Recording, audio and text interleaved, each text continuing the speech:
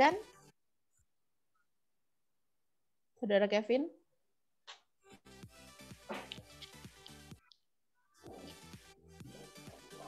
Oke, sebelum masuk ke acara, mungkin baiknya gitu ya kita melihat lebih dalam lagi nih siapa sih Bapak PM Susbandono gitu Pak. Saya ingin memberikan informasi kepada Bapak dan Ibu sekalian ataupun sahabat Merkuri sosok di balik pemateri hari ini.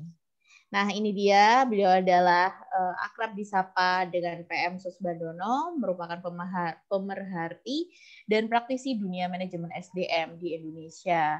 Untuk background pendidikan, beliau lulusan dari Teknik Industri ITB, kemudian melanjutkan studinya di Psikologi Universitas Indonesia, dan pengalaman pekerjaan ataupun profesinya tuh banyak banget gitu ya Pak Sus ya. Ada jadi VP di supply chain, terus kemudian juga ada VP Human Resource, Relation and Service, VP Safety, Health and Environment, kemudian ada Sekretari BOD, kemudian Advisor to the BOD.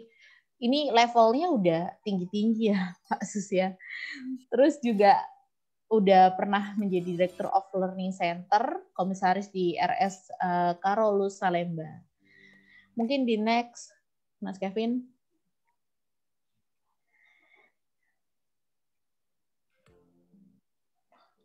Nah, selain pengalaman background pendidikan, beliau ini juga aktif sebagai pembicara inspiratif gitu ya di berbagai seminar dan konferensi nasional maupun global dalam bidang SDM, budaya organisasi, learning and development, performance management gitu. Selain itu beliau juga aktif menjadi dosen tamu dan dosen luar biasa di beberapa universitas di Indonesia. Nah, dari pengalaman-pengalaman beliau ini gitu ya, beliau ingin menuangkan ilmunya ataupun istilahnya apa ya ilmu gitu ya untuk para pembaca dalam buku. Jadi PM Susbandono ini punya buku Bapak dan Ibu sekalian. Ada mungkin boleh di next Mas Kevin. Jadi ini adalah buku-buku yang ditulis oleh beliau. Jadi pertama ada Anjing Hachiko dan Hilangnya Kemanusiaan Kita. Kemudian yang kedua ada Profesor M. Bilung dan Godaan Kepemimpinan. Kemudian ketiga dalam Mendidik dengan Hati. Oke, mungkin itu profil singkat dari PM Susbandono. Dan kita nggak usah tunggu lama-lama lagi. Saya pengen tahu gitu ya, apa sih dancing leader ini gitu ya. Apakah memang pemimpin tuh harus berdansa gitu ya, atau harus bergerak bebas gitu untuk istilahnya mengarungi gitu dunia atau perubahan sekarang gitu. Mungkin nanti bisa langsung saya berikan ke PM Susbandono. Terima kasih Pak Sus, silakan waktunya. Terima Bapak kasih. Ibu sekalian, sebelum acara dimulai kita berikan aplaus dulu ya secara virtual untuk Pak Sus supaya bersemangat. Boleh. Mungkin dan tim MSI gini supaya kita seru gitu ya.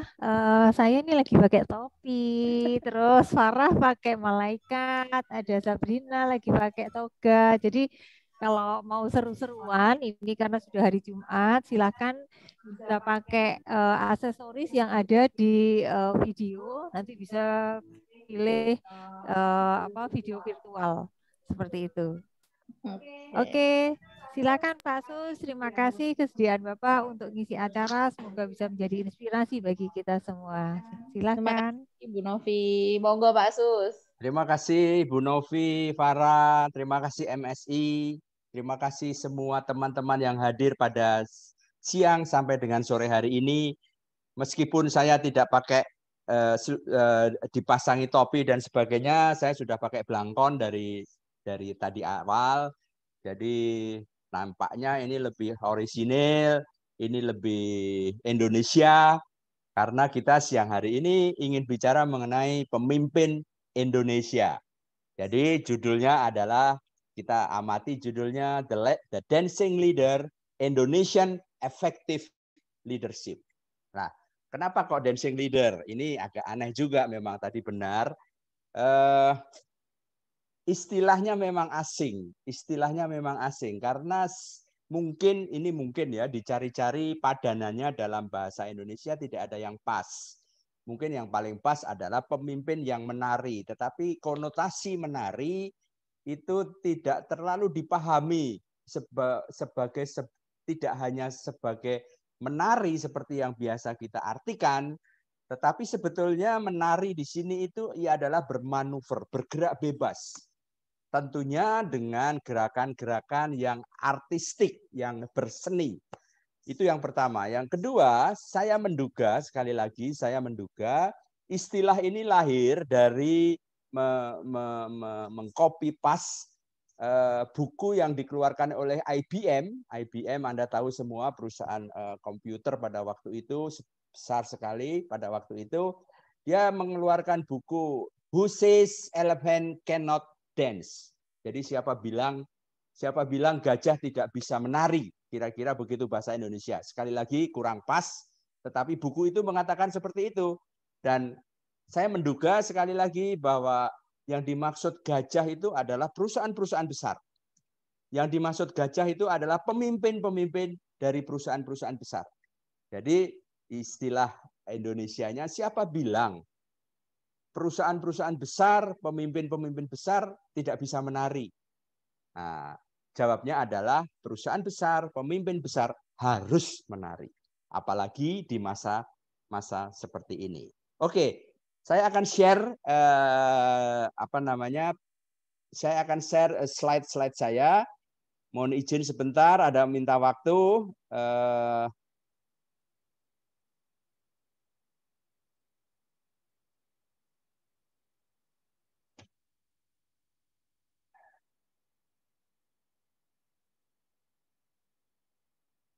Baik, ini adalah judulnya. Ini judulnya The Dancing Leaders Indonesian Effective Leadership. Ini judul dari yang saya tawarkan, saya sampaikan kepada MSI, Bu Novi dan Farah pada waktu itu. Sekali lagi teman-teman sekalian, jangan sampai meninggalkan kata Indonesia di sana. Karena memang saya ingin bicara mengenai pemimpin-pemimpin yang Indonesia, yang sangat Indonesia.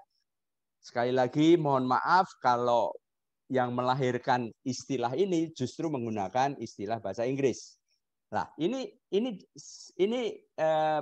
diskusi kita pada siang dan sore hari ini berkenaan dengan apa sih? Ini kira-kira awalnya adalah seperti ini.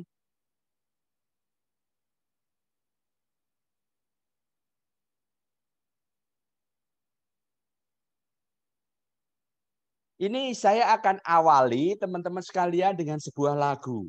Anda harap maklum, lagu ini dikenalkan, dipopulerkan pada tahun 1960-an. Anda bayangkan, 60 tahun yang lalu. Nah, siapa pengarangnya adalah komponis terkenal, Anda pasti kenal namanya Ismail Marzuki. Sampai sekarang Ismail Marzuki ini menjadi sebuah monumen di Jakarta dalam bentuk Taman Ismail Marzuki. Pada saat itu, Ismail Marzuki mengarang sebuah lagu. Kalau Anda perhatikan liriknya, pesannya dari lagu-lagu ini sampai hari ini setelah 60 tahun lebih masih sangat relevan. Anda bisa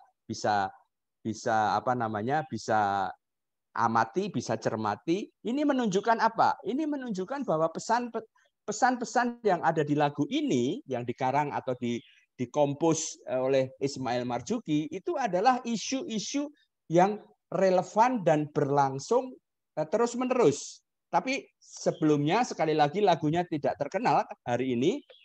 Lagunya juga tidak terlalu manis kalau menurut saya, tetapi lagu ini mengirimkan pesan bagaimana seorang pemimpin sejati itu seharusnya berperilaku.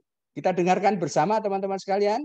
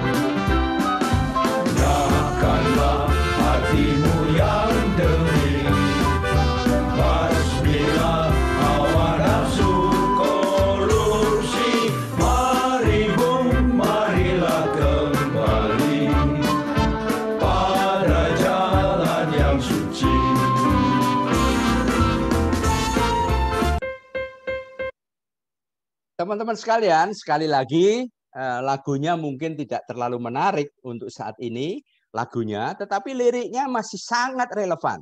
Meskipun itu dikarang atau dikompos pada tahun 1960-an. Nah, teman-teman sekalian, ini adalah buku yang menjadi rujukan saya untuk diskusi pada siang dan sore hari ini. Judulnya adalah The Dancing Leader. Ini agak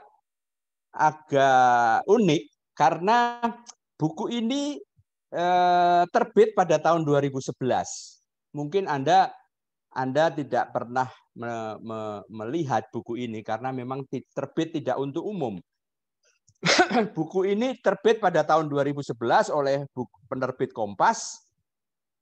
Mereka menerbitkan buku ini dalam rangka Ultah Universitas Pancasila yang di Jakarta yang ke-45.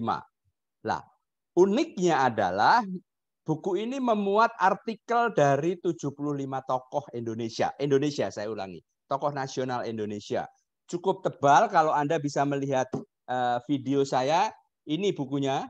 Ini bukunya cukup tebal, setebal 700 halaman. Nah, apa yang menarik dari buku ini, 75 tokoh nasional itu isinya macam-macam orangnya.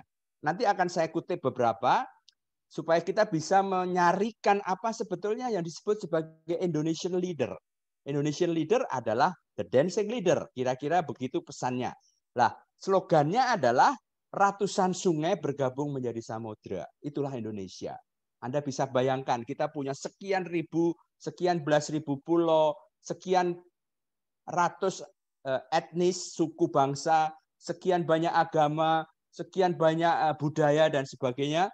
Disebutkan di situ sebagai ratusan sungai. Tetapi kita bergabung dalam satu samudra.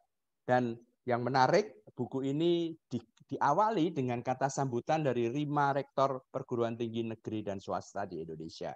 Teman-teman sekalian, jadi sekali lagi, saya mengambil rujukan dari buku ini. Kemudian saya ingin kira-kira menggambarkan, sekali lagi kira-kira menggambarkan. Bagaimana sih sebetulnya Indonesian Leader itu seperti apa? Pemimpin Indonesia seperti apa? Selain apa yang tadi dipesankan oleh Ismail Marzuki di awal diskusi kita pada siang hari ini. Kemudian saya juga memasukkan beberapa sumber selain buku tadi. Ini yang menarik karena saya mencoba memasukkan pendapat dari Simon Sinek. Ini Simon Sinek, ini Anda mungkin kenal nama ini. Bukunya cukup memprovokasi kita. Dari judulnya kita bisa tahu apa sebetulnya pesan dari Simon Sinek ini. Dia mengatakan begini, leaders eat last. Anda bisa bayangkan. Pemimpin itu makannya terakhir. Nah, kira-kira begitulah. Kalau dia harus dapat makan yang terakhir. Rakyatnya dulu, bawahannya dulu, followernya dulu makan, baru pemimpin eat last. Itu pesan dari Simon Sinek. Saya tertarik pada buku ini. Mengapa saya gabungkan dengan buku The Dancing Leader yang tadi saya sudah sampaikan? Karena buku Simon Sinek ini melengkapi Indonesian Leader. Ada beberapa chapter, beberapa halaman dari buku ini yang sangat relevan dengan kelakuan dalam tanda petik ya, perilaku sikap pemimpin Indonesia saat ini. Yang ya saya harus mengatakan dia tidak eat last. Dia makannya tidak di akhir. Dia makannya duluan. Oleh sebab itu saya masukkan dalam rujukan ini. Yang kedua, Simon Sinek ini mengatakan begini, bahwa di dalam tubuh manusia, di dalam diri manusia, termasuk manusia Indonesia tentunya, itu ada 4 hormon. 4 hormon seperti yang Anda lihat di dalam matriks itu yang warnanya abu-abu hitam, kuning, dan agak coklat di bawahnya. Itu ada endorfin, ada dopamin, ada serotonin, dan ada oksitosin. Nah, uniknya adalah Simon Sinek ini membagi 4 hormon ini menjadi 2. Ya, hormon endorfin dan hormon dopamin itu disebut oleh dia sebagai satisfy personal need. Jadi Simon Sinek mengatakan, apabila Anda ingin merasa diri Anda puas, nyaman, enak, maka keluarkanlah hormon endorfin. Dan keluarkanlah hormon dopamin. Lah, bagaimana caranya menurut Simon Sinek ini agar kedua hormon ini bisa keluar? Dia mengatakan hormon ini merangsang kita apabila personal need kita itu dipenuhi. Personal need, kalau kita ingat Maslow, kita ingat Herzberg, maka ya kita harus punya makanan, kita harus punya tempat tinggal, selalu memecahkan masalah yang menghadap kita. Dan ini yang menarik, kita harus persevere. Persevere itu tangguh, tahan banting melalui masalah.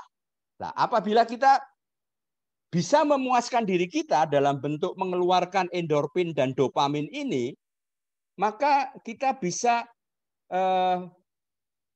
membuat kita bisa survive. Itu yang disebutkan oleh Simon Sinek. Nah, yang kedua, tahap kedua ini kalau bisa saya katakan demikian, itu adalah hormon serotonin dan oksitosin. Apa ini hormon ini?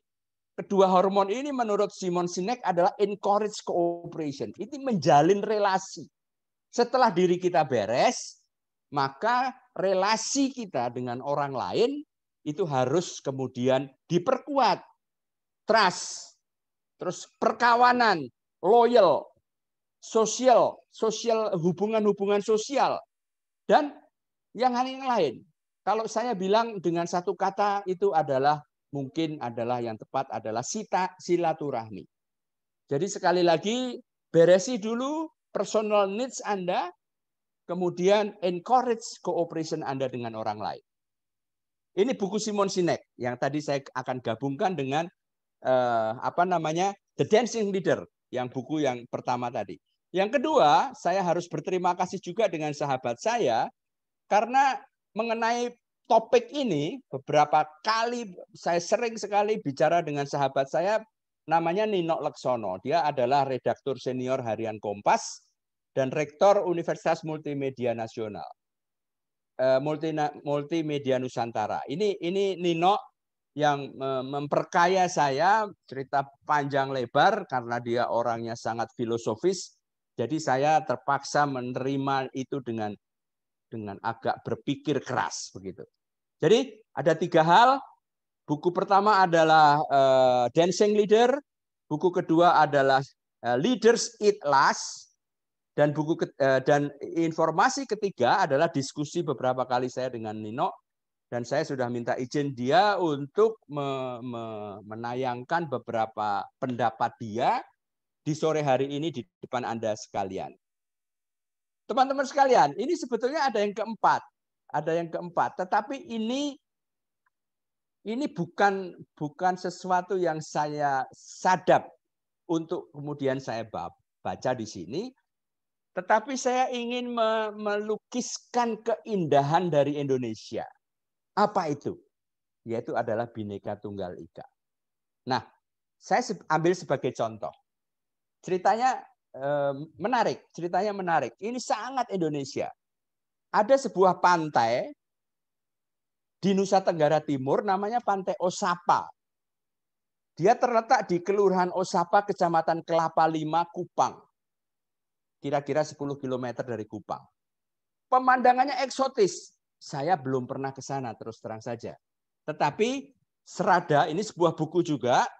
Serada ini adalah sebuah buku yang melukiskan keindahan Pantai Osapa di Kupang. Lah, apanya yang eksotis dari pantai ini? Pantai ini tidak hanya indah. Artinya lautnya, samudranya, pasirnya saja, tetapi pantai ini juga di latar depan oleh ribuan pohon lontar. Apa istimewanya pohon lontar? Jadi sekali lagi, selain pantai yang indah, samudra yang indah, pemandangan yang luar biasa, tetapi ini ada pohon lontar, ada hutan pohon lontar. Istimewa dari pohon lontar seperti yang mungkin Anda sudah ketahui adalah bahwa pohon lontar ini, daun lontar itu adalah daun yang pertama kali digunakan oleh manusia untuk berfungsi sebagai kertas. Jadi kita sudah melihat benang merahnya bahwa Indonesia itu adalah indah, luar biasa. Ingat tadi Simon Sinek, Indonesia ada luar biasa. Jadi hanya dengan mempunyai pantai saja, sebetulnya Anda sudah bisa memuaskan satisfy personal need Anda. Tetapi tidak hanya itu. Indonesia juga punya lambang bahwa Indonesia ini adalah masyarakat yang sangat intelektual. Kenapa? Karena punya hutan lontar. Lontar ini adalah simbol kertas. Kertas itu sebuah simbol literasi sebetulnya. Nah, kemudian yang lebih indah lagi, pantai dan hutan ini oleh seorang pujangga Jawa, namanya Kuntara Wiryamartana, itu sebetulnya membacanya adalah Kuntoro Wiryamartono, doktor di bidang arkeologi. Dia menuliskan syair. Ya, syair dalam bahasa Jawa itu namanya geguritan. Berupa pujian kepada pantai indah dan pohon lontar. Nah, Anda sekarang sudah mulai melihat benang merahnya. Pantai indah dan pohon lontar di Nusa Tenggara Timur, jauh di timur sana, kemudian diterjemahkan oleh seorang pujangga Jawa. Sekali lagi, Nusa Tenggara Timur, pujangga Jawa, dan dilahirkanlah sebuah syair atau geguritan. Geguritan itu syair dalam istilah Jawa yang berisi pujian kepada pantai indah dan pohon lontar. Anda bisa bayangkan. Itulah Indonesia. Jadi Indonesia tidak hanya Jawa, tidak hanya Jakarta, tidak hanya Surabaya, tidak hanya Medan, tetapi Indonesia itu adalah sebuah pemandangan yang indah di Nusa Tenggara Timur, sebuah lambang kecerdasan di hutan pohon lontar, dan sebuah hasil karya seni yang dikeluarkan di Jawa Tengah. Ini semua perpaduan inilah yang membuat sebuah buku, ini bukunya, moga-moga Anda bisa melihat bukunya. Ini buku ini sebetulnya editornya adalah seorang doktor sejarah, namanya Budi Subanar. Juga orang Jawa, kemudian dia ngarang buku ini, bukan, mengedit buku ini, dan ini adalah kolaborasi. Saya ingin putar sebuah lagu, tapi akan saya putar sedikit saja, dari Serada. Serada ini artinya macam-macam. Di dalam buku ini teman-teman sekalian, disebutkan serada itu artinya macam-macam. Tetapi saya ingin mengambil satu arti. Serada itu adalah pengejawantahan dari hasil karya intelektual dan hasil karya seni. Ini buku ini ya, judulnya Serada. Dan isinya adalah geguritan, syair. Nah, karena ini berkenaan dengan Tuhan, berkenaan dengan alam, dan berkenaan dengan manusia, lagu yang diciptakan untuk mengiringi buku ini, itu kalau bahasa Jawa itu ngelangut gitu ya. Saya nggak tahu bahasa Indonesianya apa ya. Mendayu-dayu mungkin. Jadi lagunya itu mendayu-dayu. Kita dengarkan sekejap ya. Kita dengarkan sekejap supaya Anda punya feeling lagunya saja.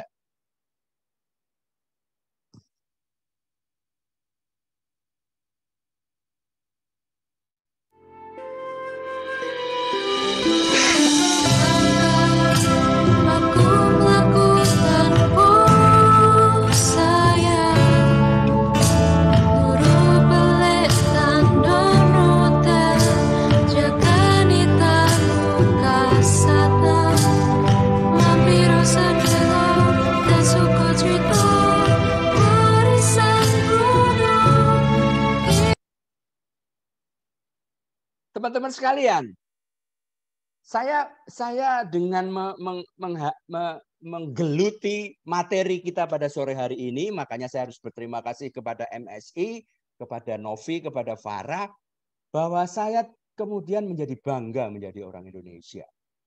Kalau kita tahu dan mau masuk ke dalam apa intinya sebetulnya Indonesia. Sekali lagi kita belum bicara mengenai leaders, dancing leaders. Anda bisa temukan dalam buku ini yang tadi sudah saya tunjukkan. Buku ini persis seperti yang di video tadi. Sebuah geguritan yang judulnya adalah Panyuwunan. Artinya kira-kira permintaan. Permintaan kepada siapa? Permohonan sebetulnya lebih tepat. Permohonan kepada Tuhan. Ini kemudian didendangkan oleh Gilang Topo, tadi komposernya, bahwa sebetulnya bangsa Indonesia, masyarakat Indonesia itu tidak bisa dilepaskan dari religiusitas, dari kesolehan, dari Tuhan, dari alam, Pantai Osapa, dari kecerdasan, Pohon Lontar, dan dari kebinekaan, di mana orang itu mengambil, orang Jawa mengambil alam dan lambang-lambang Nusa Tenggara Timur menjadi sebuah geguritan. Kita dengarkan lagunya, sekali lagi lagunya sangat ngelangut gitu ya, mendayu-dayu, karena ini sebetulnya panyuwunan. Kita minta kepada Tuhan. Kita dengarkan sama-sama.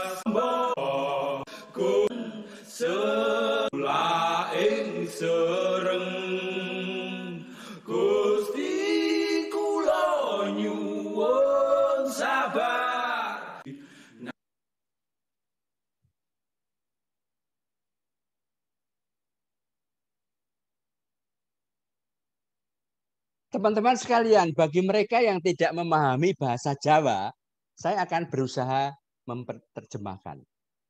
Tuhan, saya mohon sehat. Sehatnya jiwa bersih dari rasa khawatir. Ya Tuhan, saya mohon obat. Obatnya jiwa yang menyegarkan badan. Ya Tuhan, saya mohon gembira. Gembiranya pikiran, menolak bala, menolak dengki, dan menolak iri. Ya Tuhan, saya mohon sabar.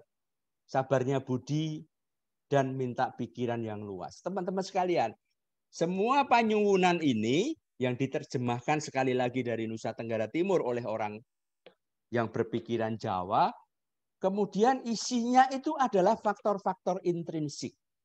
Faktor-faktor yang ada di dalam kita. Dia tidak meminta sehatnya badan. Dia minta sehatnya jiwa. Tetapi dengan asumsi, dengan sebuah pendapat bahwa sehatnya jiwa akan membersihkan rasa khawatir, dan rasa khawatir yang hilang akan membuat sehatnya badan. Ini begitu dalam, ini panyuwunan ini, semuanya, obatnya juga bukan obat dalam bentuk parasetamol atau obat sakit perut begitu, tapi obatnya jiwa. Dan kemudian obatnya jiwa ini akan menyegarkan badan. Gembiranya pikiran, dan bala yang 2 tahun terakhir ini menghantui kita, itu sudah ditulis oleh Kuntoro Wiryo Martono tahun 1974 akan ada malapetaka. Sebetulnya menurut dia malapetaka ini bentuknya dengki dan iri yang membuat kemudian virus ini berkembang biak. Kita perlu sabar supaya pikirannya meluas. Teman-teman sekalian, oke, saya kemudian akan mulai menafsir apa itu dancing leader. Tadi saya sudah sampaikan bahwa pemimpin itu menari karena peradaban. Jadi dia menarinya karena peradaban. Jadi Anda supaya bayangkan, Anda hayati bahwa kita menjadi pemimpin di Indonesia yang efektif itu adalah peradaban yang dialami oleh bangsa-bangsa dunia alam, dan celakanya, bukan celakanya lah, susahnya adalah peradaban itu sekarang bergerak begitu cepat. Ketika kecepatan menjadi sesuatu hal yang niscaya, yang pasti, maka pemimpin yang bisa mengikuti gerak cepat ini adalah pemimpin yang menari. Seperti menunggang gajah liar raksasa yang sedang menari dalam proses eternal becoming dan tidak bisa berhenti. Tidak boleh berhenti dan tidak mampu untuk berhenti, tidak bisa untuk berhenti. Karena ini seperti naik sepeda, kalau Anda berhenti Anda jatuh. Jadi pemimpin harus selalu menari karena tuntutan peradaban yang bergerak cepat. Seperti gajah liar, raksasa besar, Indonesia ini adalah besar, yang sedang menari. Ini yang mengatakan ini adalah Profesor Gumilar RS, mantan rektor UI, dalam buku The Dancing Leader. Selain itu, Profesor Gumilar mengatakan, repotnya pemimpin harus dalam setting zaman now. Hari ini setting nowness. Apa? Si Toto. Setting zaman now-nya itu adalah pandemi. 2 tahun yang lalu atau 3 tahun yang lalu katakanlah, setting zaman now-nya itu adalah disruption. Disruption belum selesai teman-teman sekalian. Belum usai. Tetapi kemudian datang pandemi yang memporak-porandakan disruption. Dan yang susah lagi, yearness. Yearness itu adalah pemimpin itu harus ada di sini. Jadi pemimpin di Amerika hebat, pemimpin di Cina hebat, pemimpin di Korea hebat, pemimpin di Eropa hebat. Tetapi pemimpin hebat di sana itu tidak akan hebat kalau dia di sini. Oleh sebab itu, kita harus menjadi pemimpin Indonesia, pemimpin Indonesia yang terus menari karena tuntutan peradaban yang cepat. Yang ketiga, ini yang menyebutkan adalah Profesor Komarudin Hidayat, mengatakan bahwa pemimpin sekarang, yearness dan nowness, ya, sekarang dan di sini, itu pemimpin berkarakter feminim. Lembut, kasih, sayang. Antitesis, ya, berlawanan dengan pemimpin zaman dulu yang maskulin, gagah perkasa, kekuatan fisik, senjata penaklukan. Saya membayanginya seorang Gajah Mada. Gajah Mada itu adalah pemimpin yang gagah perkasa, meskipun saya belum pernah lihat juga. Mengandalkan fisik, senjata penaklukan. Tetapi kalau hari ini seorang seperti Gajah Mada memimpin Indonesia atau memimpin perusahaan di Indonesia, maka dipastikan dia akan gagal. Pemimpin hari ini berkarakter feminin. Artinya apa? Dia harus lemah lembut. Kasih sayang, tidak menggunakan kegagah perkasaannya, tidak menggunakan fisiknya, tidak menggunakan kekuatan senjata, dan tidak akan menaklukkan siapapun dan dimanapun di dunia ini. Lah, ini apa ini? Ini adalah secara tradisi, ya, dari zaman dahulu kalau kita lihat wayang, yang pemimpin ini adalah orang besar, orang gagah, orang kuat, mengendalikan krisis, menggerakkan, ambil keputusan, menyemangati pasukan, dan menyerbu lawan. Nah, ini oleh Peter Senge itu disebut sebagai pandangan non-sistemik. Dia hanya berfokus pada short term event. Ini pemimpin seperti ini biasanya karismatik. Antitesanya disampaikan oleh Daud Yusuf itu adalah systemic forces. Dan yang penting, ini pemimpin saat ini, apakah itu pemimpin politik, pemimpin negara, pemimpin masyarakat, atau pemimpin perusahaan, dia harus collective learning. Harus belajar untuk bisa memimpin secara kolektif. Karena apa? Karena leadership sebetulnya sudah berubah menjadi partnership. Kalau Anda bayangkan project team yang biasa kita kenal di dalam perusahaan, itu adalah partnership, bukan leadership. Teman-teman sekalian, implikasinya yang nomor 4 ini adalah luar biasa. Bagaimana sekarang compensation and benefit di perusahaan Anda, ya, CNB, gaji, sistem penggajian, sistem pembagian bonus, dan sebagainya, itu adalah berdasarkan pada leadership, tidak berdasarkan pada leadership, tetapi berdasarkan pada partnership. Ini perubahan peradaban seperti tadi yang disampaikan slide sebelum ini. Ini perubahan peradaban. Kalau Anda masih menganut sistem atau namanya proses bisnis yang ada di perusahaan Anda berdasarkan leadership, berdasarkan orang kuat, berdasarkan pemimpin tunggal, dan tidak berdasarkan partnership, maka Anda sedang menyalahi sejarah yang sedang berlaku. Nah, banyak sekali tantangannya. Jadi, jangan heran saudara-saudara sekalian, teman-teman sekalian, bahwa tidak hanya pemimpin negara, tidak hanya pemimpin masyarakat, tidak hanya pemimpin politik, pemimpin perusahaan pun tantangannya banyak sekali. Karena pertama adalah perubahan iklim dan pemanasan global yang terjadi 10, 20, 30 tahun belakangan, ini terus berlangsung. Di samping itu, 20 tahun yang lalu ada revolusi digital dan generasi milenial. Ini yang sebetulnya disebut sebagai disruption era. Itu kira-kira tahun 1995 mulainya. Dan kemudian menyatunya sistem keuangan global. Dan ini yang sangat tidak disangka, tidak diduga, dan tidak direncanakan oleh semua orang, itu adalah pandemi. Ancamannya apa? Ancamannya disintegrasi masyarakat.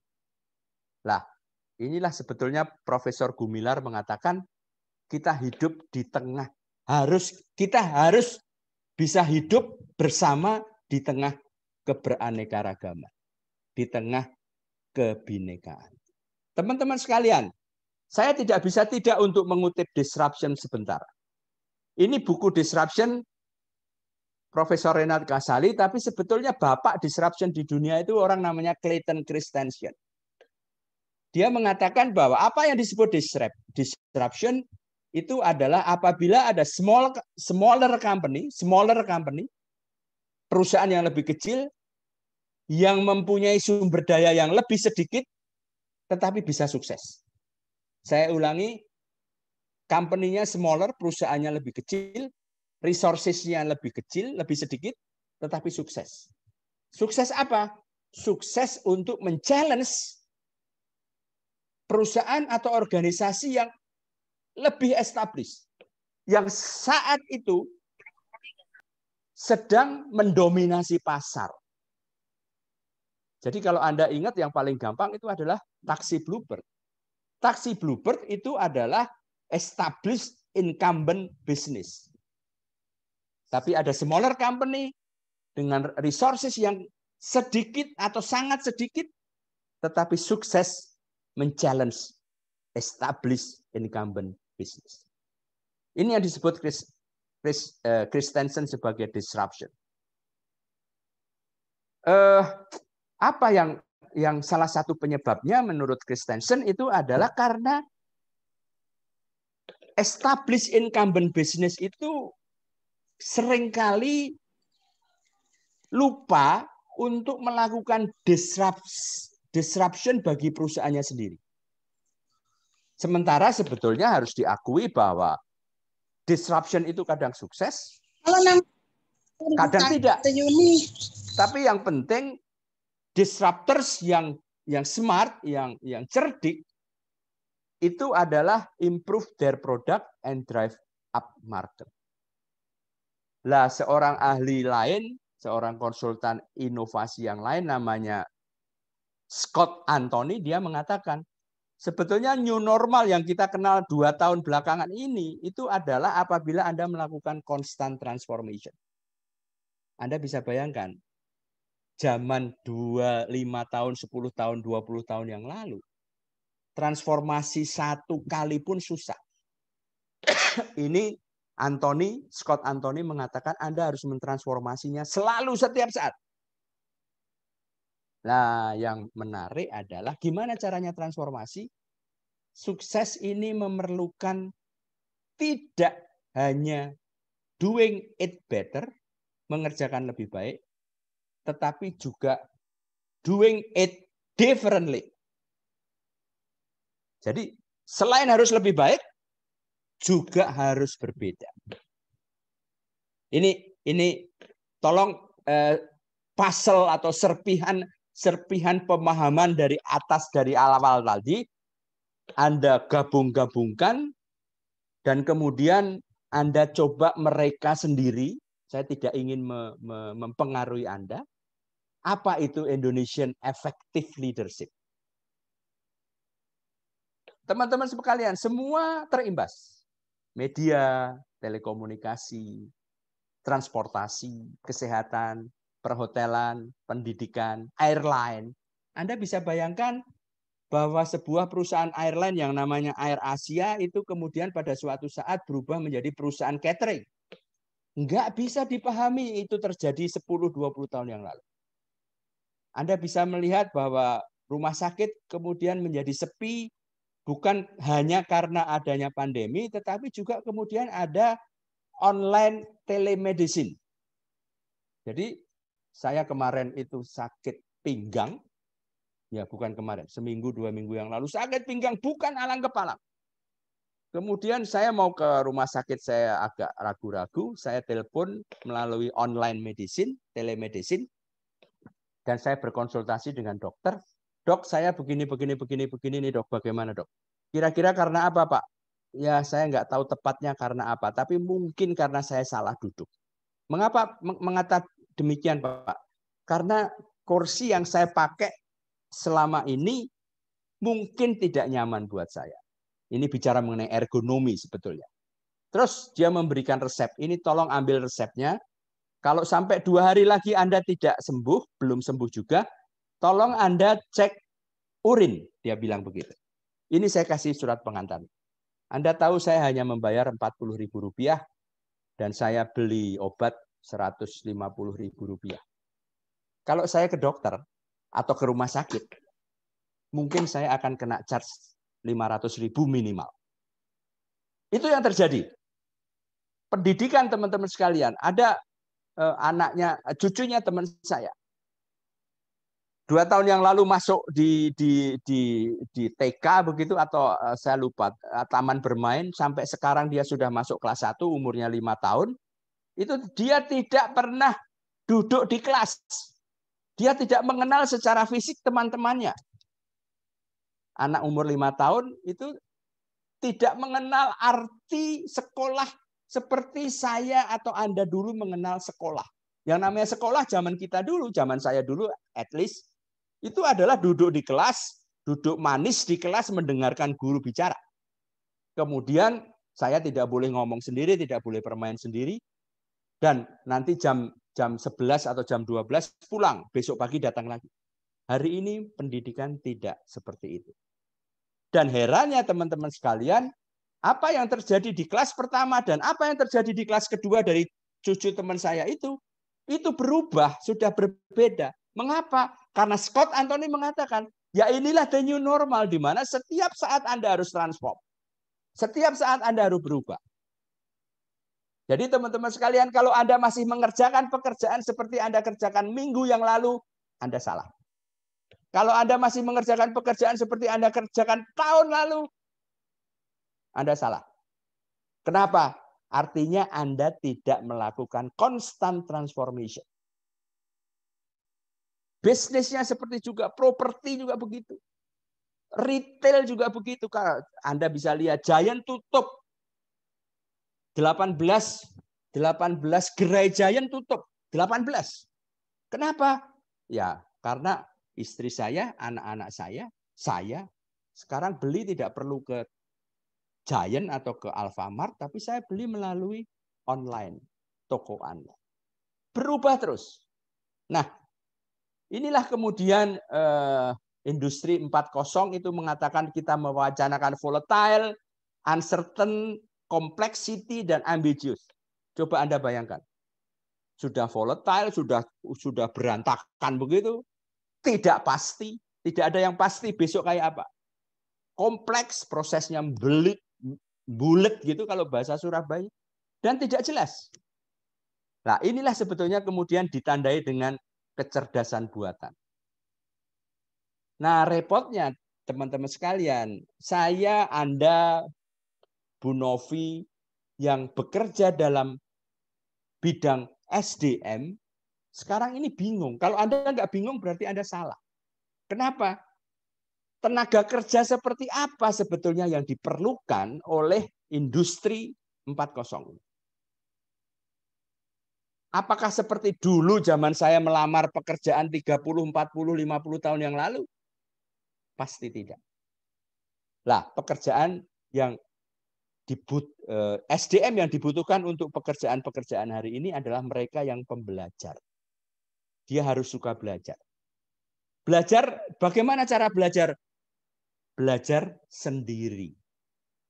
Adaptif. Adaptif itu adalah begitu cepat merespon perubahan. Kolaboratif, ini yang disebut sebagai partnership tadi. Harus ada problem solving. Jadi problem itu harus dipecahkan, besok ada problem lagi, pecahkan lagi, ada problem lagi, pecahkan lagi. Rencana rencana jangan mengenah dan jangka panjang itu sudah mulai susah untuk diikuti. Karena apa? Karena constant transformation. Dan inovatif. Bagaimana caranya memecahkan problem? Hari ini problem yang sama dipecahkan berbeda dengan besok atau minggu depan atau bulan depan. Ini yang disebut sebagai inovatif.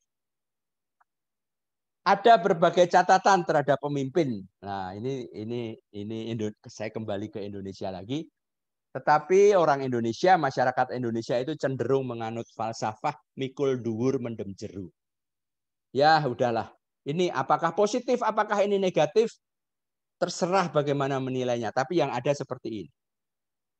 Tetapi ketika tiba lagi kita harus milih direktur utama, manajer, milih vice president, maka kualifikasi pemimpin menjadi wacana yang hangat.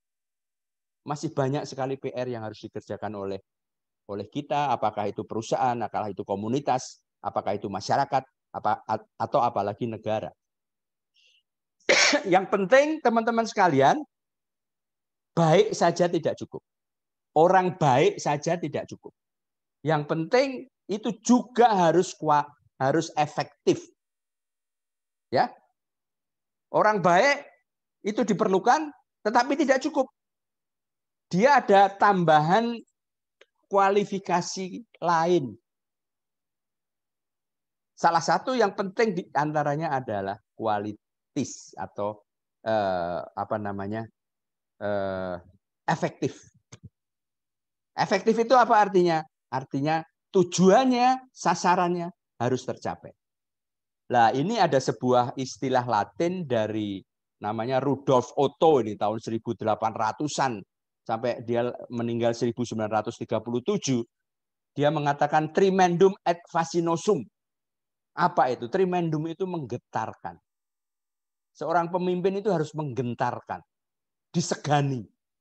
Tetapi sekaligus dia harus mempesona, disukai, dan saya menggunakan kata lovable. Jadi menggentarkan, tapi juga harus disukai. Ini yang sulit. Karena sekali lagi, orang baik saja tidak cukup. Anda baik saja, diam aja di rumah, manis, duduk manis, tidak ngapa-ngapain, itu baik. Tetapi tidak cukup. Diperlukan satu sisi yang menggentarkan dan mempesona. Bagaimana caranya memahami menggentarkan ini sebetulnya? Menggentarkan itu sebetulnya membuat orang itu merasa segan begitu, merasa gentar, ndredeg bahasa Jawanya. Saya ingin kasih cerita teman-teman sekalian. Sampai dengan saya berumur kira-kira 4 tahun atau 5 tahun, bapak saya itu kalau marah ke saya, menyatakan ketidaksukaan dia kepada saya, dia hanya memelototkan matanya saja. Dia tidak ngomong, dia tidak bentak, dia tidak mukul, dia tidak nyabet, dia tidak nyubit. Tetapi dia hanya memelototkan matanya saja. Dan apa yang saya alami, saya terkencing di celana. Ini benar, ini cerita benar. Sampai saya sekolah, jadi umur 5 tahun begitu, proses leadership yang dilakukan oleh bapak saya, itu salah satunya adalah menggentarkan. Jadi dia tidak harus marah, dia tidak harus ngomong, tidak harus bentak, tidak harus mukul. Cukup dia memelototkan mata dari jauh, maka saya terkencing di celana. Tetapi kalau setiap siang dia harusnya pulang jam 1 atau setengah 2, saya lupa. Dan dia telat 5 menit saja, dia telat 10 menit saja, maka ada rasa rindu saya kepada dia. Mengapa? Ini adalah aspek fasinosum dari bapak saya. Karena dia mempesona. Bapak saya bukan orang kaya, bukan orang terlalu pinter, tetapi dia menggentarkan, dan dia bisa mempesona saya. Saya menyukai dia, saya mencintai dia. Nah, inilah sebetulnya menjadi pemimpin di Indonesia itu seperti memegang burung merpati. Kalau terlalu kencang, dia mati. Kalau terlalu longgar, dia terbang. Jadi sulit. Sama seperti bapak saya tidak tahu dia belajar di mana, tapi dia menggentarkan saya. Dan dia membuat saya mencintai dia. Nah, kan susah ini. Anda bisa dapat manajer, atau dapat direktur, atau dapat vice president yang seperti ini. Baik, dancing leader akan melahirkan dancing organization. Ini yang sulit adalah disruption yang tadi kita bahas, Clay Christensen, menghilangkan banyak pekerjaan. Tapi juga muncul pekerjaan-pekerjaan baru. Tadi saya baca di sebuah artikel gitu dari media sosial, mengatakan bahwa Bank Mandiri mencatat untung 21 atau 22 triliun. Tetapi Garuda Airline itu ya, airline kita, flag airline kita itu rugi belasan triliun. Disruption menghilangkan banyak pekerjaan, tetapi muncul pekerjaan-pekerjaan baru. Opportunity baru muncul. Kalau Anda masih tetap menggeluti pekerjaan-pekerjaan lama, saya mohon maaf menggunakan kata yang agak to the point, kelar hidup Anda. Lembaga pendidikan, konsultan, universitas, modifikasi kurikulum, itu harus dilakukan.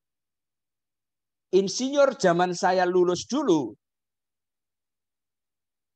30-40 tahun yang lalu, beda dengan insinyur yang lulus sekarang. Karena apa teman-teman sekalian? Karena kejayaan masa lalu jarang akan menjadi aset masa kini. Sebaliknya dia bisa menjadi beban atau liability.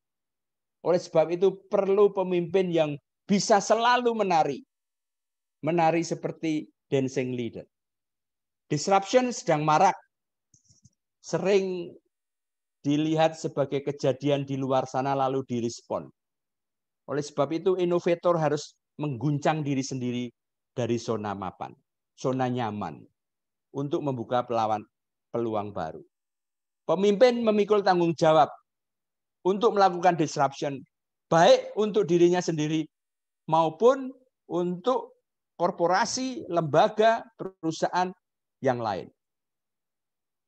Nah, untuk menjadi dancing leader, teman-teman sekalian, pemimpin bisa menganut ajaran Ki Hajar Dewantara. Ini kembali lagi ke Indonesia.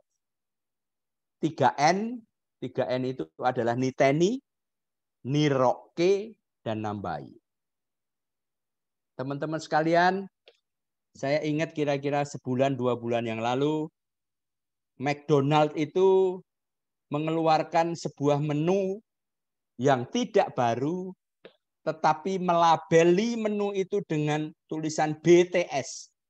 Hanya 3 huruf saja. Saya nggak tahu McDonald Indonesia bayar berapa kepada grup musik BTS yang dari Korea.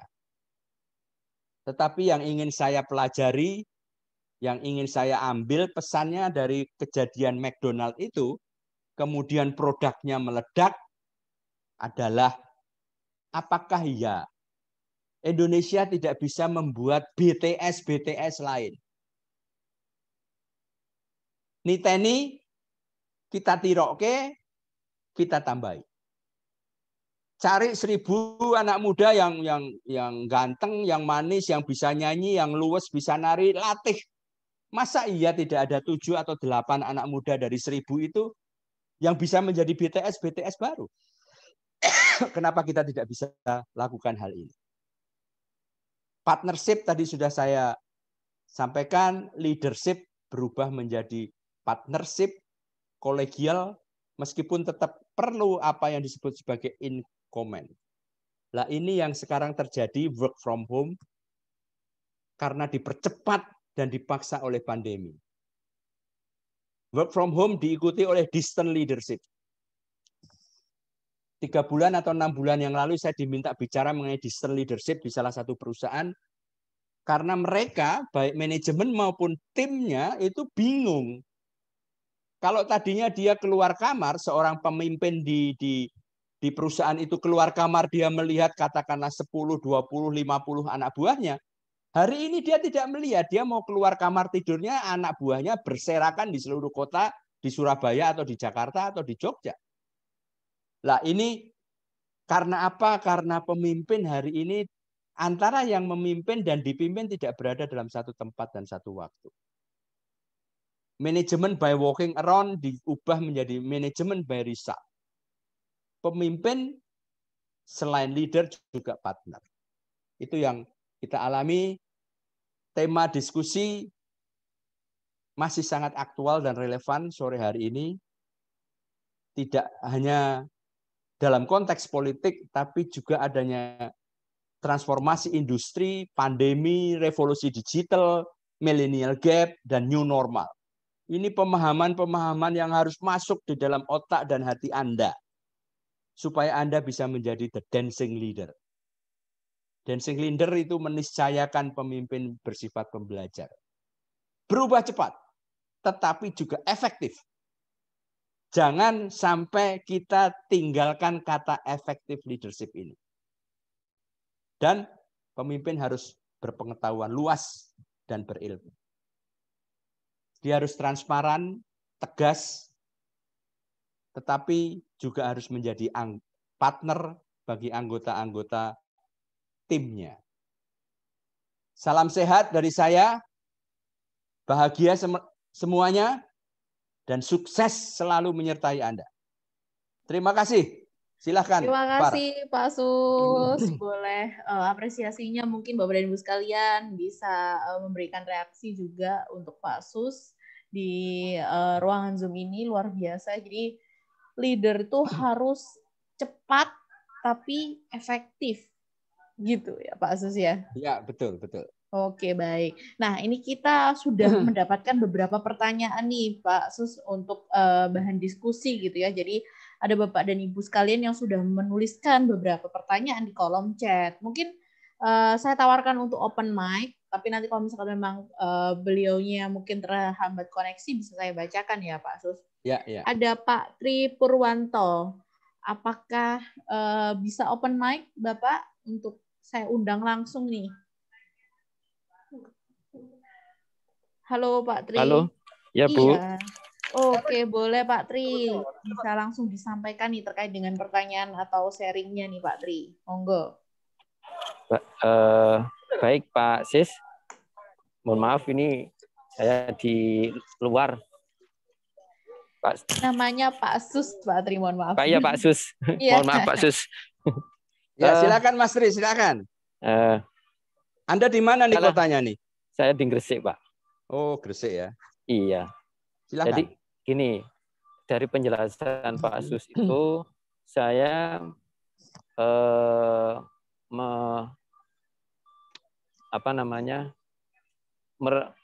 merangkum istilahnya gini, dari penjelasan dancing leader ini, bahwa seorang leader itu harus fleksibel, artinya bisa menyesuaikan dengan kondisi saat ini, sehingga itu yang akan memberikan kita untuk tetap menjadi seorang leader. Nah, untuk tetap menjadi seorang leader dengan kondisi sekarang atau zaman now lah sekarang itu strategi apa Pak Sus yang bisa kita siapkan dalam menghadapi kondisi-kondisi berikutnya? Itu sih yang saya tanyakan Pak Sus. Bisa langsung saya jawab, Farah? Monggo, Pak Sus. Mas Tri Purwanto di Gresik ya. Anda bekerja dalam bidang apa, Mas Tri? Manufaktur, Pak. Manufaktur spring, Pak. Iya, Pak. 3 bulan atau 4 bulan yang lalu saya bicara di depan Semen Indonesia. Di sana ada Semen Gresik juga yang ikut. Ada ratusan peserta kalau nggak salah. Saya lupa topiknya apa. Tapi gini Mas, itulah susahnya. Itulah susahnya menjadi fleksibel leader. Oleh sebab itu tidak disebut sebagai fleksibel karena apa? Ini buku ini menyebutnya sebagai dancing leader. Mengapa disebut dancing? Tidak fleksibel karena di dalam dancing itu ada artnya. Oleh sebab itu kepemimpinan zaman sekarang itu tidak punya pola. Tidak punya pola. Jadi kepemimpinannya seperti apa? Polanya tidak ada. Karena hari ini sama besok itu sudah berbeda. Oleh sebab itu teman-teman sekalian, Mas Tri Purwanto khususnya, saya ingin mengutip pendapatnya Clay Christensen ya di disruption itu ya, di bukunya mengenai disruption itu, dia mengatakan begini, salah satu penghambat inovasi itu adalah regulasi. Ya, mengapa? Karena regulasi itu berubahnya susah. Ya, Anda di perusahaan Anda ada peraturan perusahaan misalnya. Itu berubahnya susah. Padahal perubahan itu setiap saat. Peraturan perusahaan itu baru bisa berubah mungkin perlu waktu 3-6 bulan. Kalau kita bicara negara lebih repot lagi. Undang-undang itu berubahnya susah. Mungkin perlu waktu 2 tahun, 3 tahun, 4 tahun. Tetapi keadaan itu berubah setiap saat. Oleh sebab itu Clay Christensen sangat benar. Dia mengatakan disruption itu, innovation itu terhambat oleh regulasi. Ini sebagai salah satu contoh saja. Oleh sebab itu Mas Tri Purwanto, kalau Anda ingin menjadi pemimpin hari ini, tolong Anda perhatikan betul regulasi-regulasi yang menghambat pergerakan cepat Anda. Ini yang harus Anda antisipasi. Apa itu saya tidak tahu. Tetapi nanti dia akan mengatakan, wah ini melawan PKB, wah ini melawan prinsip perusahaan, dan seterusnya dan seterusnya. Yang ditangkap, yang dipegang teguh itu cuma satu, Mas. Values. Ya, saya coba terjemahkan dalam bahasa Indonesia, tata nilai. Tetapi strategi perusahaan, rencana perusahaan, anggaran perusahaan, itu harus siap diubah setiap saat. Hari ini pemerintah mengumumkan adanya pandemi 2 tahun yang lalu, hampir 2 tahun yang lalu. Besok pagi itu harus ada work from home. Kalau Anda kaji benar, work from home itu pasti menyalahi PKB kita. Karena di PKB kita ada tulisan, jam kerja perusahaan adalah dari jam 7 sampai jam 4. Kalau Anda bekerja dari rumah, terus apa nggak ngelawan itu PKB Anda? Kenapa kok manajemen dan SP diam saja? Ya karena memang harus berubah. Oleh sebab itu, Mas Tri Purwanto, mekanisme untuk mengubah regulasi itu harus dipikirkan dengan benar. Kita belum bicara mengenai sistem penggajian. Orang yang tiap hari harus berada di kantor untuk kepentingan tertentu dengan orang yang 3 bulan sekali baru ke kantor. Dia masih dapat transportation allowance misalnya. Dia dapat tunjangan transport. Setiap hari dia tidak ada di rumah, tidak ada di kantor. Adil nggak dibandingkan dengan orang yang setiap hari harus di rumah, harus di kantor. Ini hal-hal seperti ini tuh yang disebut work from home itu begitu mengaduk-aduk kita. Saya diminta untuk bicara mengenai work from home di sebuah perusahaan energi kebetulan. Itu kemudian yang marah tuh siapa? Yang marah itu orang-orang di pabrik. Orang-orang di lapangan kalau dalam hal ini. Kenapa? Karena orang-orang di kantor jam 9 rapat, jam 9 kurang seperempat dia baru bangun. Orang pabrik tidak kenal rapat. Dia jam 7 mesinnya harus berputar. Gimana ini menimbang seperti ini? Saya juga nggak tahu jawabannya. Tapi saya tahu bahwa itu ada sesuatu yang harus dibenahi. Hal-hal seperti ini contoh ya. Ini contoh-contoh ya Mas Tri ya. Ini adalah contoh-contoh. Bagaimana Anda kalau Anda punya anak buah 100, 1000. Anda tidak pernah lihat mukanya sama sekali. Sudah 3 bulan, 6 bulan Anda tidak pernah lihat mukanya. Gimana Anda bisa tahu bahwa dia bekerja dengan benar? Ini masalah yang baru. Ini harus dirumuskan. Nggak bisa kita biarkan saja kita hidup dengan peraturan-peraturan lama, sementara kita hidupnya sudah hidup baru. Nah, celakanya adalah peraturan lama itu baru mau kita ubah, hidup baru sudah menjadi lebih baru lagi. Polanya kayak apa, Pak? Nggak ada polanya. Anda nari saja setiap saat. Ini istilahnya yang mudah. Itu dari saya, Mas Tri Purwanto. Moga-moga Anda memahami. Baik, terima kasih Pak Sus. Sami-sami Mas, sami-sami. Terima kasih. Ya, sehat-sehat ya Mas. Pak Tri, selalu sehat. Luar biasa ya Pak Sus. Jadi memang memang harus berseni gitu karena kan memang tidak bisa diprediksi untuk saat ini kondisinya. Oke, mungkin selanjutnya ada Bu Meta. Pertanyaannya sih dancing in the floor atau dancing in the wave Pak Sus gitu pertanyaannya. Ini Bu Meta bisa open mic? Sore Bu Meta.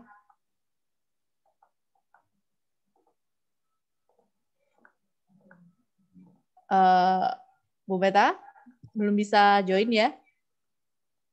Oke. Pertanyaannya itu sih Pak Sus. Jadi apakah mungkin gini ya? Apakah leader ini tuh berdansanya itu di lantai gitu ya, yang datar gitu, atau justru berdansanya tuh di gelombang gitu? Jadi ya harus berkelok-kelok gitu ya. Kalau berdansa itu udah gayanya udah sampai breakdance kali ya Pak Sus.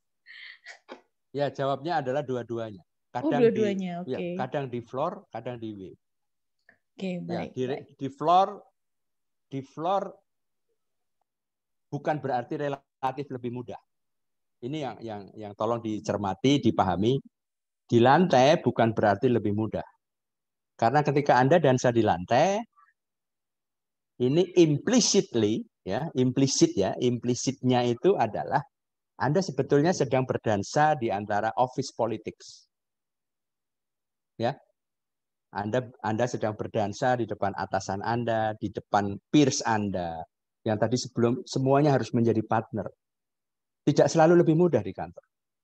Di wave kadang-kadang lebih mudah. Kalau Anda seorang ahli surfing gitu ya, berselancar, itu dansa di laut jauh lebih mudah dibanding suruh dia dansa di lantai.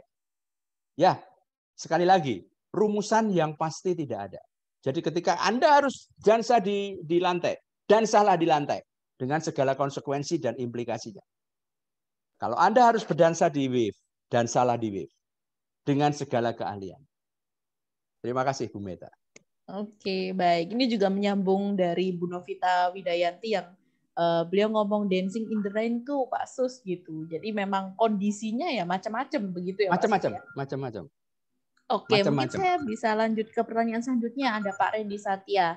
Ini Pak Randy, saya undang dulu open mic. Pak Randy, selamat sore. Selamat sore, Oke, Pak Sus, boleh Ibu. ya. Ya, Disampaikan langsung Pak Randy. ya, selamat sore Pak Sus. Ya, Pak Randy. Ya, terima kasih Pak, sangat menarik materi sore ini tentang leadership-nya ya. Nah, yang ingin saya tanyakan Pak, saya menangkap bahwa tadi kan dijelaskan bahwa leadership saat ini mau nggak mau kalau mau survive harus geser ke partnership ya Pak ya. Ya. Karena tadi kondisi dan perubahan zaman. Nah, yang ingin saya tanyakan, hal negatif apa yang bisa terjadi ketika perubahan ini dilakukan, Pak? Karena dari kacamata saya mungkin ada nilai-nilai yang hilang dari model lama, artinya yang leadership ke partnership ini. Tambahan sedikit, Pak, bahwa saya teringat dulu ketika ada satu diskusi, kami bergerak di edukasi digital, Pak. Nah, salah satu yang kami ikuti dalam ketika itu ada workshop ya, bahwa pembelajaran sekarang, model pembelajaran sekarang itu adalah model yang sama Pak, tadi kayak kolaboratif atau istilahnya itu apa ya?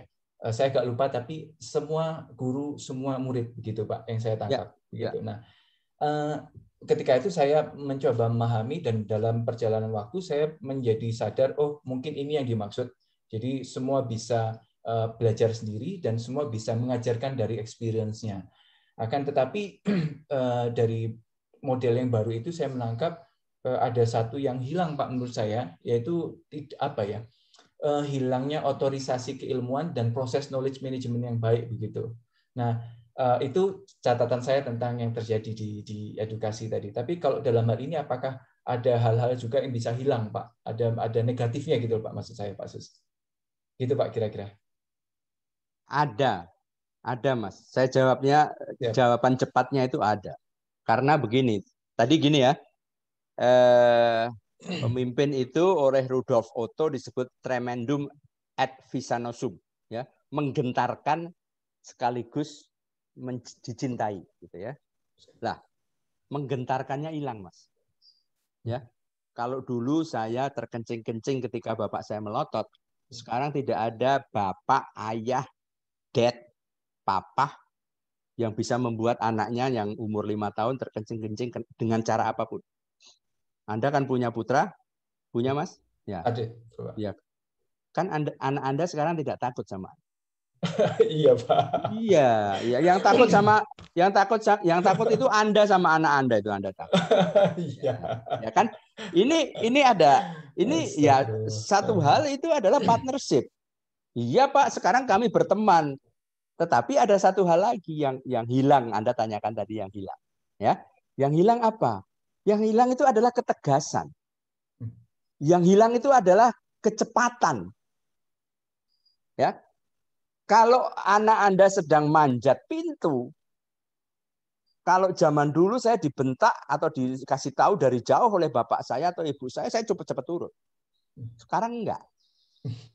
Kalau anak Anda sedang manjat pintu, terus Anda teriak-teriak, awas itu bahaya, itu jatuh. Anak Anda merasa itu sedang bercanda. Anda sedang ngajak dia guyon gitu. Ini yang membuat ketegasan itu menjadi berkurang. Ini satu contoh ya. Contoh kedua, Anda tahu lah pasti ya, slogan ini, enak zamanku toh, gitu kan? Pak Harto. Ya kan? Pak Harto. Saya yakin seyakin-yakinnya Mas Randy, kalau saja hari ini Pak Harto masih hidup dan jadi Presiden Republik Indonesia hari ini, dengan keadaan seperti hari ini, dia tidak akan bisa efektif mengendalikan Indonesia seperti pada saat tahun 60, 70, 80. Kenapa? Nah, kita beralih, peradabannya sudah berbeda. Orang tidak akan takut sama Pak Harto. Pak Harto yang akan takut. Pasti. Kenapa? Ya sudah berbeda. Seperti halnya anak Anda tidak akan takut sama Anda. Padahal dulu saya takut sama bapak saya. Gitu. Jadi apa yang berkurang apa? Semua orang, waduh, presiden sekarang ini plonga-plongo, ini enggak kayak Pak Harto dulu. Coba Pak Harto suruh jadi presiden sekarang. Pasti enggak akan bisa. Pasti nggak akan bisa efektif seperti halnya dia jadi presiden tahun 80, 90 dan sebagainya. Saya tidak mengatakan mana yang lebih baik. Zamannya beda, jangan dibandingkan. Gitu. Lah, ada plus minusnya sih ya. Enak dong sekarang Pak Jokowi bisa guyon-guyon. Ada kemarin saya lihat di video gitu ada orang dari dari mana lah, pokoknya dari timur sana gitu. Dia ditanya gini, ini lucu ini menurut saya lucu. Ini bukan soal Pak Jokowi siapa ya. Dia ditanya gini, namanya siapa? Florentina. Dia si pemudi ini, remaja putri ini masih umur belasan tahun ini ya. Florentina. Lah, ngomongnya itu nggak jelas. Si Mbak Florentina ini nggak. Siapa? Pak Jokowi itu mengucapkannya agak sedikit salah gitu. Apa yang dilakukan oleh Mbak Florentina? Floren, gitu coba. Jadi semua orang ketawa gitu. Apa yang disebut di Pak Jokowi bilang gini. Ini ada presiden kok dibentak. Coba dia bentak Pak Harto kalau nggak di zaman dulu ya. Zaman dulu dia bentak Pak Harto kalau nggak kepalanya udah nggak tahu di mana gitu. Lah, kan beda gitu. Enak ya, belum tentu enak juga Pak Jokowi. Dengan Pak Jokowi belum tentu enak. Karena apa? Dia merintahkan teriak-teriak presiden loh ini. Perintahkan teriak-teriak pakai masker. Tetangga saya tuh nggak ada yang pakai masker. Ketegasannya nggak ada. Saya nggak bisa bayangin bagaimana caranya menegakkan aturan pakai masker aja, nggak usah jauh-jauh. Jangankan nyolong, jangankan korupsi. Jadi beda.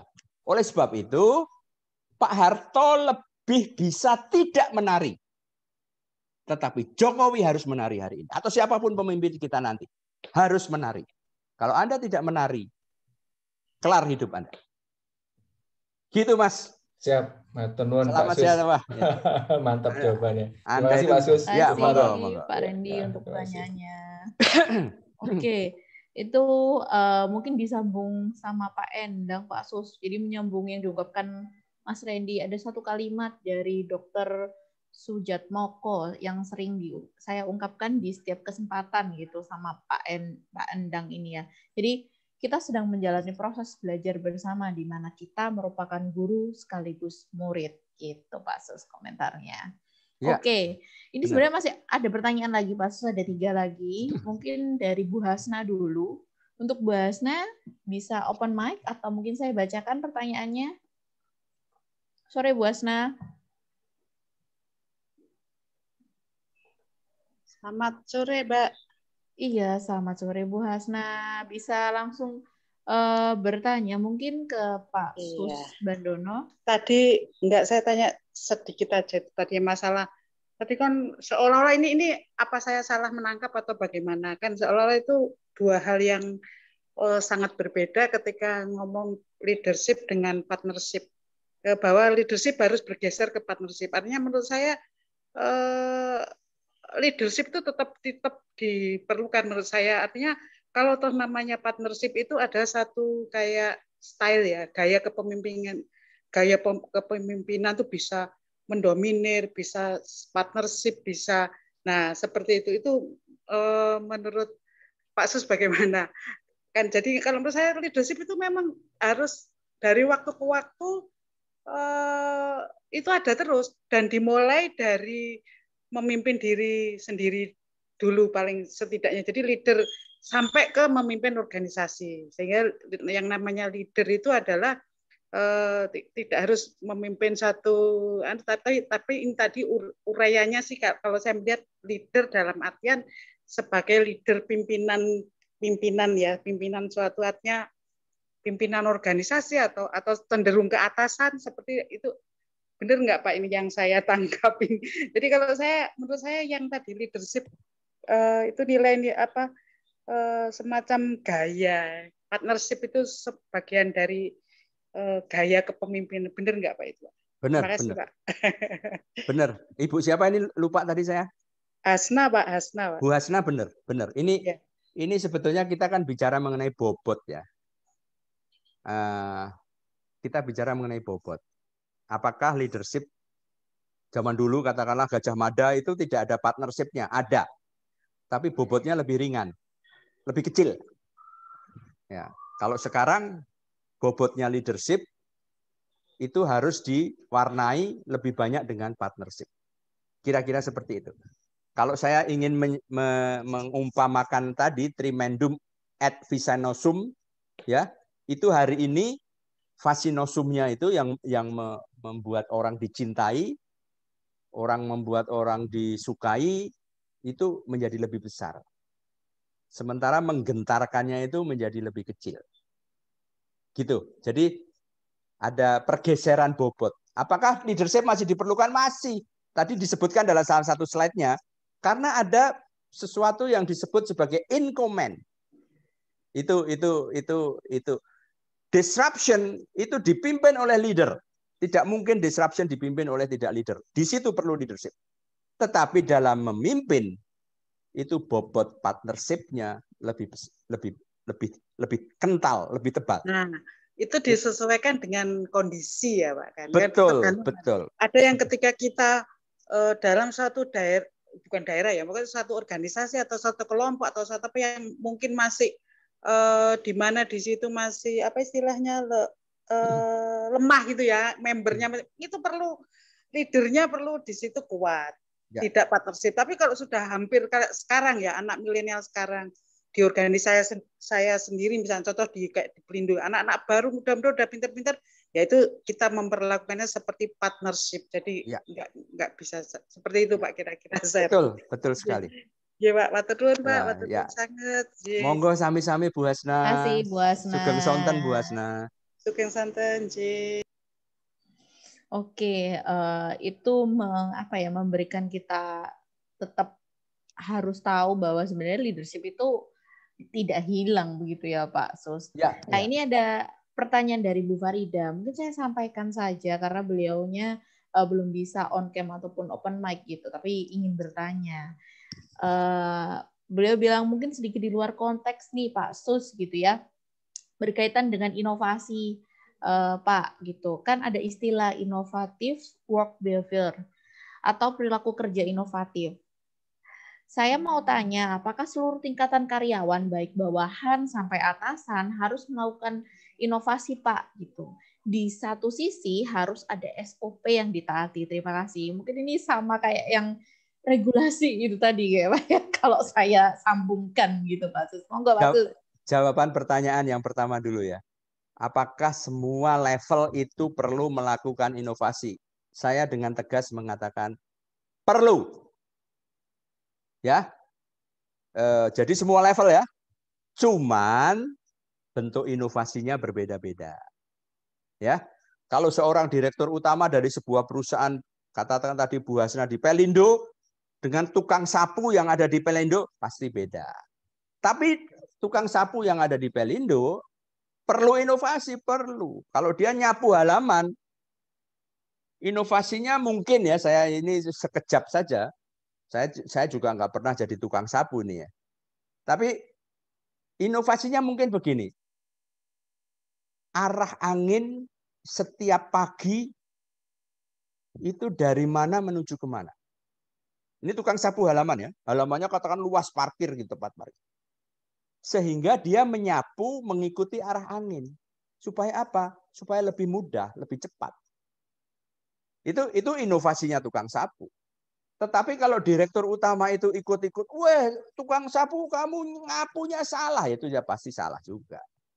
Dia harus melakukan inovasi, katakanlah direktur utama Pelindo atau direktur Pelindo, dia harus melakukan inovasi bagaimana proses bisnis di dalam perusahaannya dia, Pelindo, itu menjadi lebih efisien, lebih better, dan lebih differently. Tadi kan harus dua.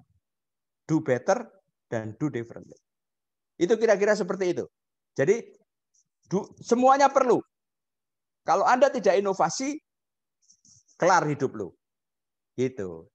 Terus ya sekali lagi, SOP itu regulasi. Yang kedua ya, SOP itu regulasi. Semua orang dari atas sampai bawah harus bisa menyiasati bagaimana SOP itu diberlakukan. Jadi kalau ada sebuah langkah rencana untuk mengubah SOP, itu bukan ingin mencela-mencela, tidak. Ini ingin menyesuaikan dengan zaman. Lah, celakanya peraturan hukum, apalagi undang-undang, SOP sekalipun di dalam lingkup yang kecil di perusahaan, itu tidak mudah ngubahnya. Siapa yang membuat SOP itu tidak mudah diubah? Ya kita-kita ini. Apalagi kalau posisi kepentingan saya terancam, saya akan mempersulit perubahan SOP. Kira-kira begitu, Bu. Bu siapa tadi, lupa saya. Bu Farida, Pak. Bu Farida. Salam sehat, Bu Farida. Moga-moga Anda mendengar saya. Oke, terima kasih Pak Sus. Nah, itu pertanyaan terakhir sih Pak Sus. Tapi ini saya mau menyampaikan pendapat dari Pak Endang gitu ya. Jadi Pak Endang ini ngechat gitu di room chat. Kalau kita menganalogikan gitu, dance itu tari. Ada tari tradisional dan modern dan banyak lainnya. Apakah pakem itu ada atau bebas aja? Tari itu bukan output tunggal tapi bentuk kolaborasi yang kompleks. Jadi targetnya tuh ya tetap goal gitu. Mau pakai gaya apa aja, yang penting ya goal gitu, Pak Sus. Ya. Ini mungkin back to effective leadership gitu ya. Jadi yang memang mau dancing kayak apa ya harus efektif gitu. Tujuannya harus tercapai begitu ya Pak Sus ya. Ya, benar. Itu benar. Itu benar. Kita tidak bicara mengenai pakem dalam arti pakem yang ada di tari serimpi gitu ya, enggak. Tetapi ini menari dalam arti dia bisa menyiasati perubahan peradaban yang begitu cepat. Itu kira-kira maksudnya nari itu seperti itu. Oke, baik Pak Sus. Terima kasih banyak Pak Sus, luar biasa untuk jawaban dan diskusinya. Terima kasih kembali. Ini ada sesi yang kita tunggu-tunggu juga sebenarnya Pak Sus, yaitu foto bersama Pak Sus. Oke, silakan. Oke, baik. Mungkin saya mengundang dulu Bapak dan Ibu sekalian, boleh minta tolong di on cam-kan dulu nih videonya, gitu ya. Ada berapa slide ya Mas Kevin? Hari ini ada 5 slide gitu ya. Jadi mungkin kita nanti bisa bergaya. Pertama mungkin bisa senyum dulu kali ya, yang normal dulu. Boleh on cam dulu Bapak dan Ibu. Saya tunggu untuk partisipasi on cam-nya. Oke. Waduh, Bu Anita. Selamat sore, Bu Anita. Selamat sore. Sehat, Bu? Alhamdulillah sehat. Oke, baik. Sore Pak Sus. Selamat sore, Bu Anita. Oke, sudah siap? Bapak dan Ibu sekalian, boleh senyum ke kamera. Sudah siap ya, Mas Kevin? Oke. Oke, senyumnya selama 20 detik. Informasi dari rekan saya ini jadi cukup lama, nanti mungkin agak kering-kering giginya ya, nggak apa-apa ya. Oke, boleh senyum dari sekarang.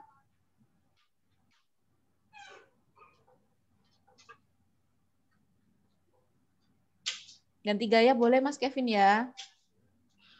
Boleh jempol Bapak dan Ibu sekalian. Atau bebas juga boleh sih sebenarnya, yang ekspresif gitu.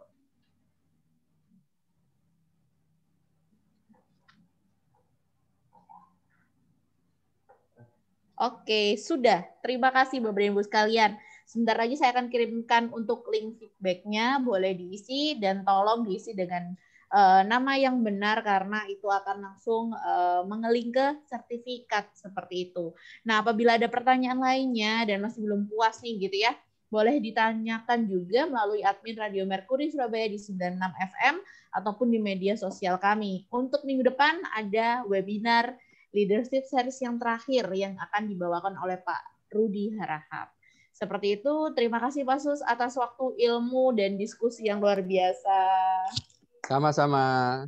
Sampai jumpa. Selamat berakhir pekan semuanya. Salam sehat.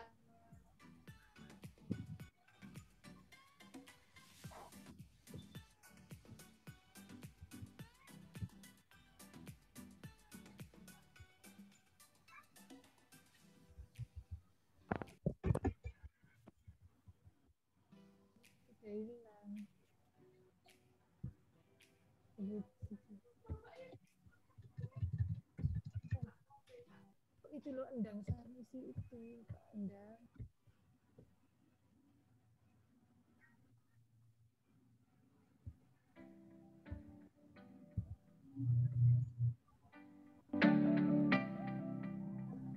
Semoga selalu sehat semuanya ya Bapak dan Ibu sekalian. Untuk sahabat Merkuri, terima kasih sudah bersama di webinar kali ini. Untuk minggu depan tetap setia ya. Terima kasih. Terima kasih.